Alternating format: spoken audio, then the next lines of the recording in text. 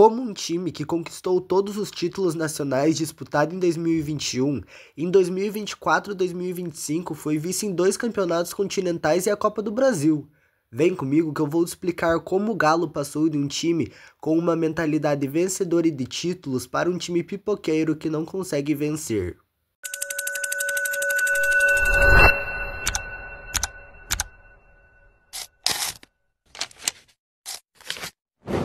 Para entender melhor, precisamos voltar para 5 de março de 2021, quando Cuca reassume o Galo e monta uma máquina vencedora, um time que jogava em um estilo 4-2-4, com Everson, Hever, Nathan Silva, Mariano e Guilherme Arana fechando o setor defensivo, Alan e Tietê fazendo o meio-campo, Hulk, Zarate, Kenny e Diego Costa fazendo o setor ofensivo, que às vezes era trocado por variações táticas com Vargas e Nátio Fernandes.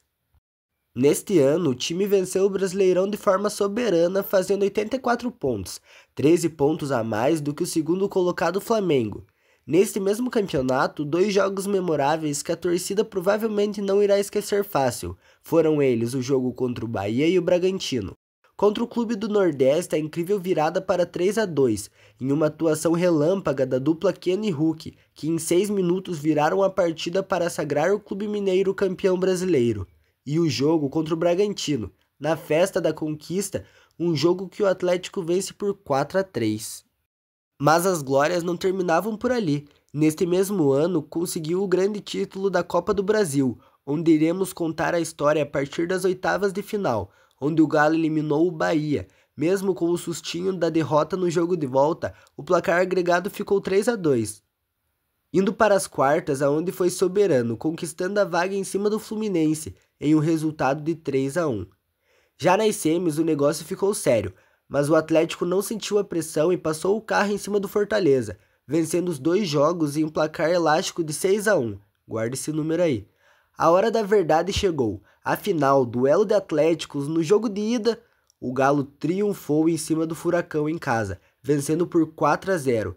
E a volta, apesar da grande festa da torcida do Atlético, o time de Minas venceu por 2-1, se sagrando campeão e conquistando a dobradinha nacional, em um ano iluminado do Hulk, que foi artilheiro nas 2 competições. Lembra que eu falei para guardar o 6-1? Foi o placar agregado da final.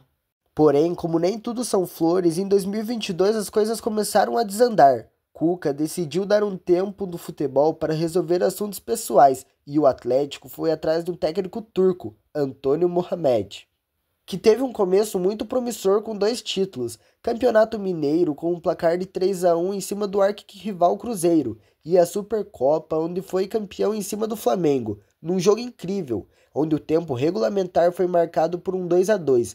Porém, a disputa de pênaltis foi muito longa, até Everson se sagrar herói, trazendo mais um título ao clube mineiro.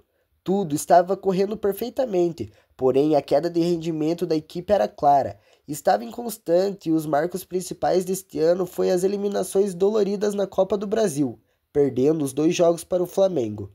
E na Libertadores, sendo eliminado nos pênaltis. Após isso, Cuca volta ao comando, mas não consegue reverter a situação, e o time fica em 7º lugar no Campeonato Brasileiro, conquistando apenas a pré-Libertadores. 2023, comandado boa parte final pelo Kudê, que foi salvo pela dupla Paulinho e Hulk, que estavam voando e foram os principais nomes para colocar o clube na 3ª colocação do Campeonato Brasileiro. Porém, antes disso, o clube foi comandado por Felipão, que na Libertadores foi eliminado nas oitavas de finais para o Palmeiras novamente em um agregado de 1-0, um dos principais fatores pela demissão de Scolari.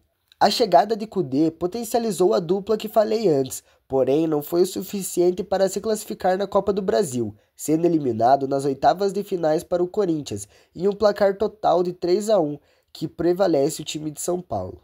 2024 e o começo do trauma. O ano para esquecer da história do clube mineiro, apesar da grande arrecadação em dinheiro.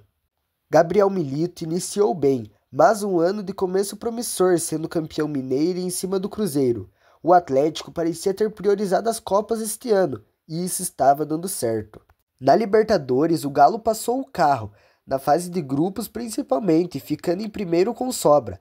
Vou passar rápido pelo mata-mata. Nas oitavas, eliminou o Cerro Porteño por 2-1. Nas quartas, eliminou o Flu também por 2-1, mesmo perdendo o jogo de ida.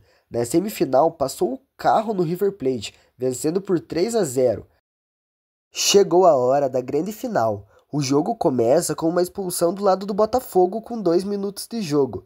Gregory consegue ser expulso. Parecia o cenário perfeito, porém, quem parecia que estava com desvantagem numérica era o Atlético Mineiro, e o Botafogo, que não é bobo nem nada, já emplacou 2 gols no primeiro tempo.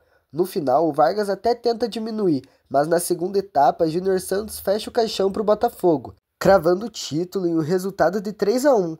Mesmo com a vantagem numérica, não foi o suficiente para parar aquela máquina botafoguense. Porém, os vexames não acabavam ali. Na Copa do Brasil, mais um trauma. Mesmo fazendo uma belíssima campanha, eliminando o CRB, São Paulo e o Vasco, era hora de mais uma final para se redimir. E o agregado foi de 4-1 para o Flamengo. Isso que o ano ainda não tinha acabado. Lembra que o Galo estava abrindo mão do Campeonato Brasileiro? Pois é, na última rodada estava correndo risco de rebaixamento. Porém, venceu o Atlético Paranaense rebaixando o próprio e se classificando para a Sul-Americana.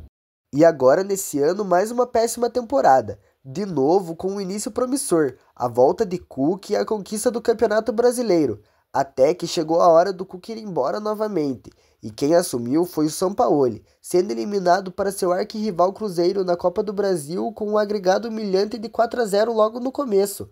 Porém, o maior fracasso ainda estava por vir, final da Sul-Americana contra o Lanús, um jogo horrível dos dois times e nos pênaltis, o Atlético Mineiro não teve a mesma competência do time argentino e ficou com o vice.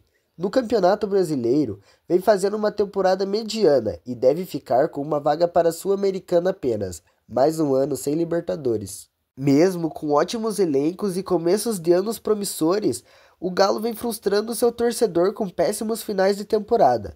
O que você acha que é o principal fator disso? Será que o Atlético tem salvação ou vai continuar assim? Você aí tem um interesse em uma camisa do Galo, porém acha os preços muito altos? Bom, eu achei uma para você abaixo de R$ 100. Vai no link da descrição e seja feliz. Bom, se você assistiu o vídeo até aqui, se inscreve no canal, deixa o like e ativa o sininho para ver os próximos vídeos. Tamo junto, até a próxima.